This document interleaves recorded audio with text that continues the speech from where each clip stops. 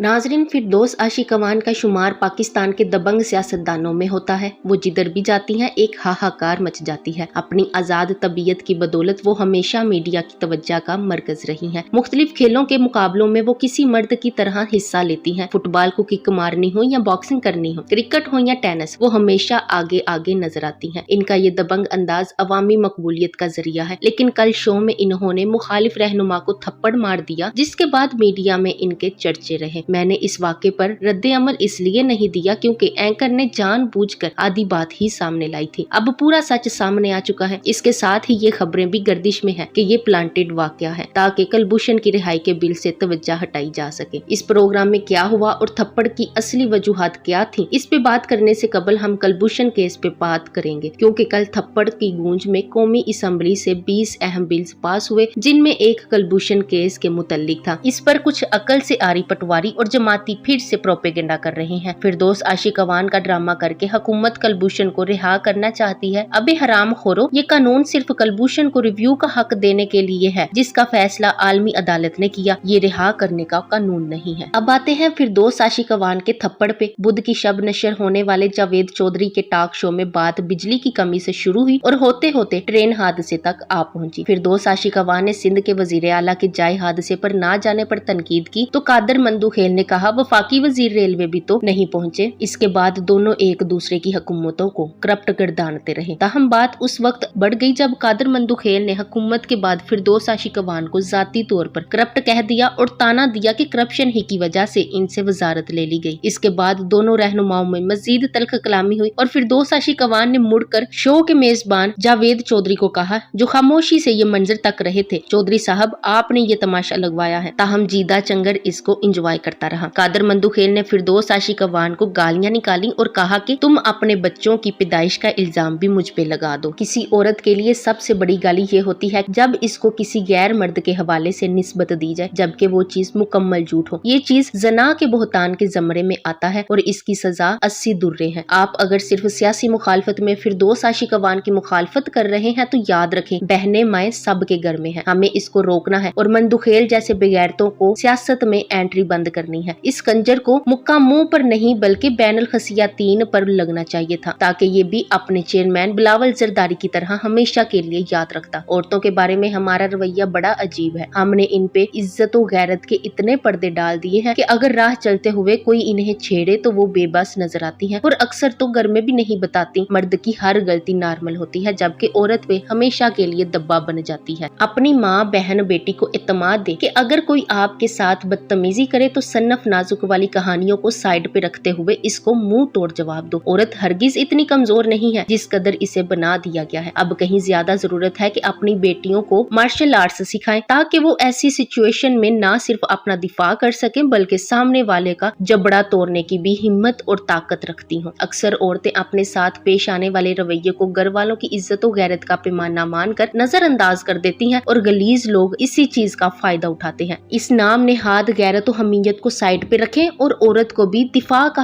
पूरा हक दे। मर्द और औरत के गैरत के पैमाने एक जैसे रखें। औरत यहाँ मर्दों से पिसने नहीं आई। जब भी औरत अपने दिफा में हाथ उठाती है तो मर्दों का ये मुआशरा इसी औरत के किरदार पे उंगली उठाता है। ऐसे रवैयों को बदलने की जरूरत है। माँ बहन बेटी और बीवी के रूप में औरत हमारी इज्जत और फख्र है। इसका अपने दिफा में उठाया हुआ कदम हमारी इज्जत में कमी का सबब हरगिज नहीं।